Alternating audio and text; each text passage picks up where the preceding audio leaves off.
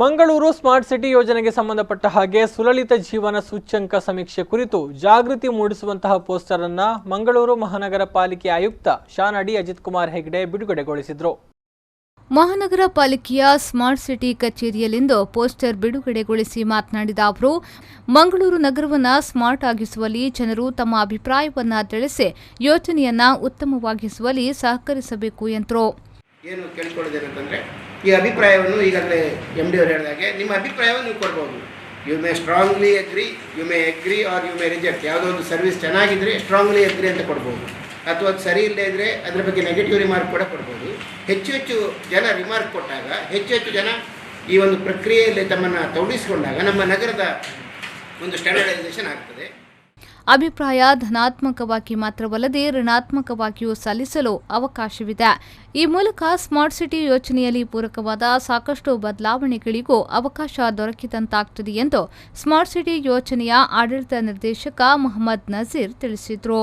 Survey ದೃಷ್ಟಿಯಿಂದ ಆ ಲಿಂಕಿಗೆ ಹೋಗಿ ಅಲ್ಲೇನಿದೆ ಒಂದು 23 ಕ್ವಶನ್, ಆ 23 ಕ್ವಶನ್ಗೆ ಅದೇನು ಮಲ್ಟಿಪಲ್ ಟೈಪ್ ಇದು ಒಂದು 4 ಆನ್ಸರ್ ಇದೆ, ಅದು ಆಪ್ಷನಲ್ಲಿ ಯಾವುದಾದ್ರು ಒಂದು ಇದೆ ಅಂದರೆ ಅವರು ಮುಕ್ತವಾಗಿ ಆಗ್ಬೋದು. ಚೆನ್ನಾಗಿಲ್ಲ ಅಂದರೆ ಇದು ಚೆನ್ನಾಗಿಲ್ಲ ಅಂತಲೇ ಹೇಳ್ಬೋದು. ಅಂದರೆ ಇಟ್ ವಿಲ್ ಯೂಸ್ಫುಲ್ ಫರ್ದರ್.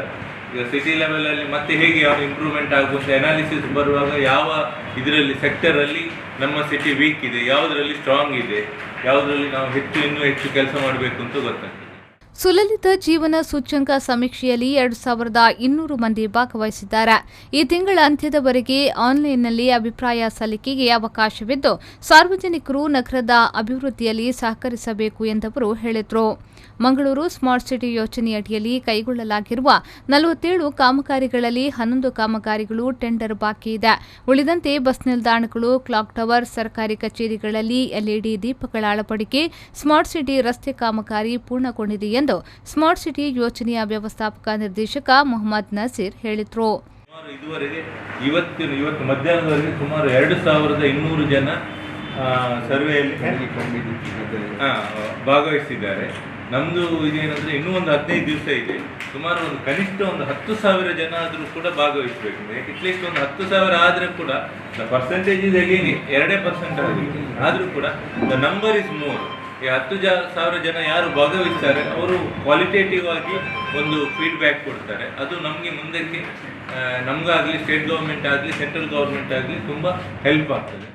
ಸುದ್ದಿಗೋಷ್ಠಿಯಲ್ಲಿ ಪರಿಸರ ಅಭಿಯಂತರ ಮಧು ಮನೋಹರ್ ಉಪಸ್ಥಿತರಿದ್ದರು.